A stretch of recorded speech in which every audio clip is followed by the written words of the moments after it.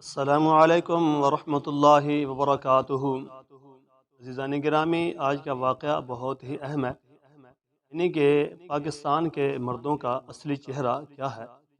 اس کو دوسرے لفظوں میں یوں کہیں کہ امت مسلمہ جو اصل میں مسلمان ہیں ان کا کردار کیا ہونا چاہیے اور کیا ہے۔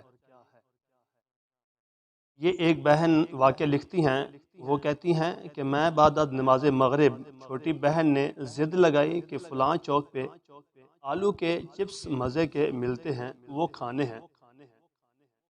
میں نے چادر لی، اس کو ساتھ لے کر چل پڑی کہ کچھ واک بھی ہو جائے گی، اور چوک پہ جا کر دیکھا تو جہاں چپس لینے تھے اس کے ارد گرد کافی لوگوں کا ہجوم جمع تھا، یعنی کہ بہت بڑا مجمع تھا، جو سب کے سب مرد تھے اور چپس کے انتظار میں ہی کھڑے تھے کافی دیر سے۔ وہاں کی چپس کافی مشہور تھی۔ میں بہن کو لے کر کافی پیچھے ہی کھڑی ہو گئی۔ ایسے مردوں میں آگے جانا عجیب لگتا ہے، مگر صرف 2 منٹ بعد ہی میں نے دیکھا کہ میرے سامنے سے تقریباً تمام جگہ خالی ہو چکی ہے۔ وہ تمام مرد جو کافی دیر سے کھڑے تھے انہوں نے وہ جگہ چھوڑ دی۔ چپس والا بھائی میری طرف متوجہ ہوا، سب سے پہلے مجھے چپس تھمائی اور میں گھر آ گئی۔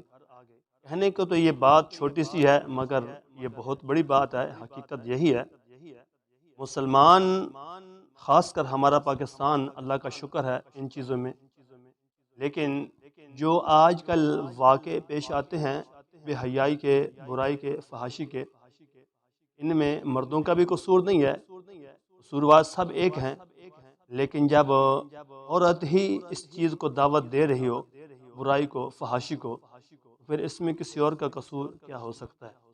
اللہ تعالی ہماری بہنوں کو، سب امت مسلمہ کو، سب کو اللہ تعالی ہدایت نصیب عطا فرمائے۔